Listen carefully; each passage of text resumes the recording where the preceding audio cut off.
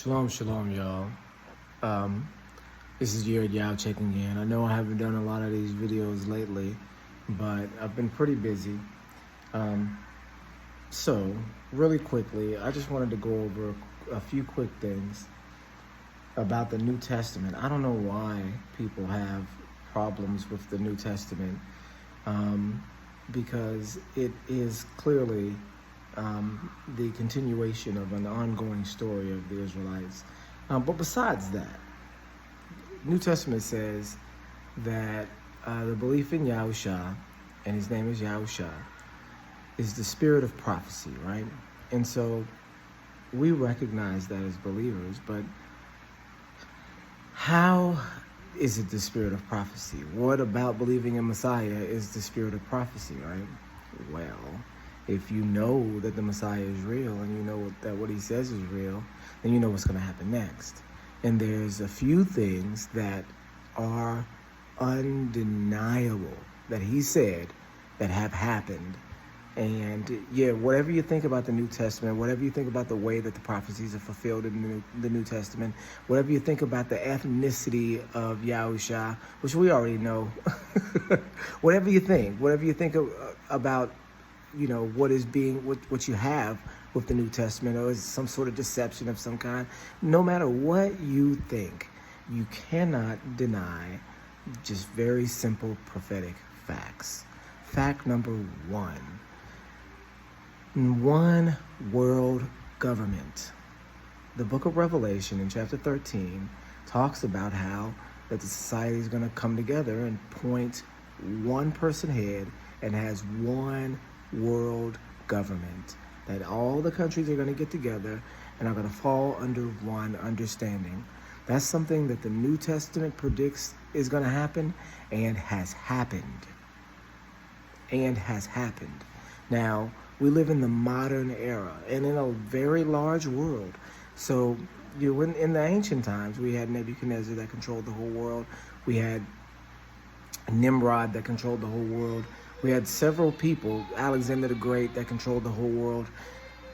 But not like this, not from firmament to firmament, right?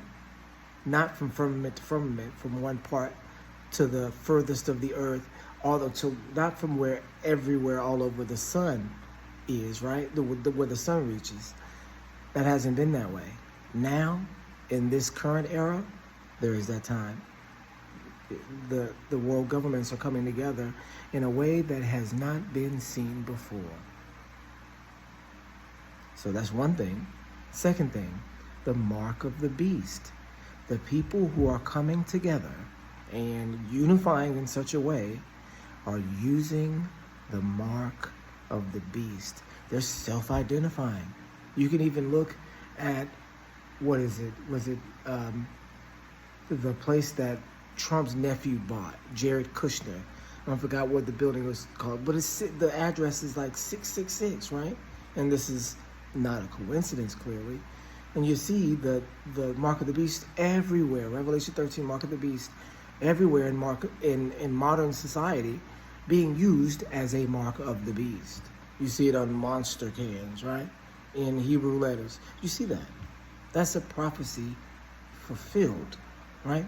Or halfway fulfilled, because one part of the fulfillment of the mark of the beast is that it exists, right? It exists and it represents the devil. It represents the beast. It represents a demonic system. It represents a demonic system today, just as the New Testament describes. So that's a prophecy fulfilled. And not only that, the most powerful people in the world are running with it. They make movies about it. They put it in secret places. Do you see what I'm saying? That's common knowledge today by most people. Illuminati, or whatever you want to say, it's a devil cult that runs the world today and uses the mark of the beast to self-identify. That's here. That comes from the New Testament. It doesn't come from the Old Testament. It comes from the New Testament. Spirit of prophecy, right? Last thing. No, not the last thing. Scanners. Hand scanners. To scan your hand to pay, to buy and sell. That's coming. Have you seen the videos? Have you seen where you already have a card in your hand to scan it to where you can buy and sell? What's next? Your hand itself. And they're going in that direction. I've seen so many videos on chips or implanted in your skin in order to scan your hand in order to pay for something. I've seen so many videos on tattoos, non-removable tattoos that are barcodes that you wave your hand across and you purchase your item, right? That's coming too, where if you don't have the code, you won't be able to purchase. The system to establish that doctrine, that setup, is being established. So whether they can say, if you don't have this mark, you're cut. They've already got that with the COVID vaccination pass to travel. You have to have a COVID vaccination pass to travel. That's Mark of the Beast style. And the COVID network that we have in place is just waiting to be operated. Well, if you don't have this specific thing, you can't travel. Not only can you not travel, you can't eat, you can't go into these specific buildings. The system is in place. Spirit of prophecy, New Testament, right? Last but not least, Luke 21:28, the position of the Israelite people. Scripture says, Messiah says, that Jerusalem will be trodden down of the Gentiles until the times of the Gentiles be fulfilled. Jerusalem is being trodden down by Gentiles right now, is it not? By Gentiles that are claiming to be Israelites, right?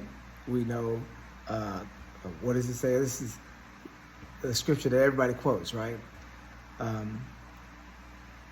We know the lies of the Jews that claim to be Jews but are not, but are the synagogue of Satan. Sorry, it took a long time to get that out.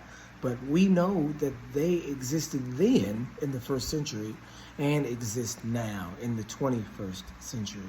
And those particular people are in Jerusalem right now pretending to be Jews and trotting it down, right? It says specifically that that Jerusalem will be trodden down by the Gentiles until the times of the Gentiles is fulfilled. And you see that we never possessed it. After 70 AD, wasn't nobody else black in there that possessed it. After 70 AD, it's been Rome and then everybody else. Not us. We haven't been back in there. And still are not back in there. So until the times of the Gentiles, which we're in the middle of now, are fulfilled, we won't be back in there. And neither will any other child of Israel, right? So that means the guys that are there can't be the ones, right? Because the times of the Gentiles are not fulfilled, right? We're not living in a righteous kingdom, a righteous society under Israelite rule, under Messiah. We're not living in that society, right? So that means that the people who are there can't be the ones. And since we're not living under righteous rule, that means that the kingdom of Israel, the kingdom of heaven, the kingdom of Elohim is not come yet. And so they're supposed to be. If they're there, that means that the kingdom of Elohim is supposed to be here. But it's not. You see what I'm saying? The spirit of prophecy. The condition of the Israelites being trodden down as well. Spirit of prophecy. That you'll be scattered among all people, right there in Luke 21. And you'll be chased by the sword until the end. Right? You already know. We already know. So there's no way around the New Testament prophetically. You can't get around that the mark of the beast that the New Testament describes is here. You can't get around that the system that employs the mark of the beast is being established. You can't get around that there are Gentiles running Jerusalem and the times of the Gentiles are not yet fulfilled. You can't get around that. You can't get around the position of the Hebrews that New Testament predicts. You can't get around any of that without looking at a single thing about Messiah. You can't get around the spirit of prophecy that's there already. Do you see what I'm saying? There's no way around that. And to be able to look at the Old Testament and then merge it with the New as a continuous story is really simple to do. You also can't get around the fact that the New Testament comes from the Hebraic community. Let me not forget that. The New Testament comes from the Hebraic community, whether it's in Greek or not, whether you've seen doggone 1,000 movies with white folks playing the characters, it comes from a Hebraic community. So these are black folks that's writing the New Testament. You can't have a Roman writer write the New Testament from a Hebrew perspective. The New Testament is from a Hebrew perspective. Everything about it is Hebrew. All the people in it are Hebrew. The way that the Hebrews deal with the Gentiles is specific. The people that are ruling over the Hebrews are specific. First century, first half of first century. And you can't get around that. It comes from the Hebrew community. The Hebrew community claimed the documents in antiquity, and had some of the documents all the way up until very modern times. Not all the way up, but until very late, right? Hebrew Matthew. You can't get around that the Hebrews produced this document. What do you think?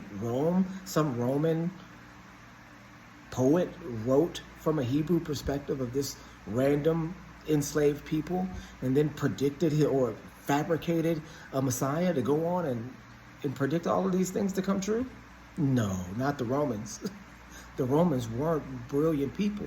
They were tough people. They weren't brilliant. They weren't scholars. Neither were the Greeks. The Greeks had to rely on the wisdom of the Egyptians and the Hebrews, right? The Egyptians had to rely on the wisdom of the Hebrews, right? And so you don't have any world-renowned authors coming out of the Roman Empire to be able to create such a masterpiece that weaves in Hebrew history and Hebrew prophecy and current political situation, and then also future prophecy to be accurate by no doggone Roman. Tacitus is not writing the New Testament. Doggone Justin Martyr is not intelligent enough to write the New Testament. Nobody is. Nobody can weave all that history, all that prophecy, all that current first century events together in a fluid story and be accurate. It's ridiculous to think of the New Testament as a separate book. It's ridiculous to think of it as a separate story. No matter what you think about what language it's written in or how you've seen it all your life, it's completely ridiculous to see it outside of Hebrew context. If you know anything about it, if you know anything about history at all, you cannot say that the New Testament is written by some Roman somewhere and is fabricated in order to trick people. It's just, it's just more than Rome can handle. It's more than Greece can handle. It's more than Egypt could handle. It's really more than Israel could handle too, because clearly they didn't even believe in it. Right? Okay, you guys. When you think about the New Testament, when you look at it historically, when you look at it prophetically, there's no way around it. New Testament is real, y'all, and it's our book. Okay, shalom, shalom.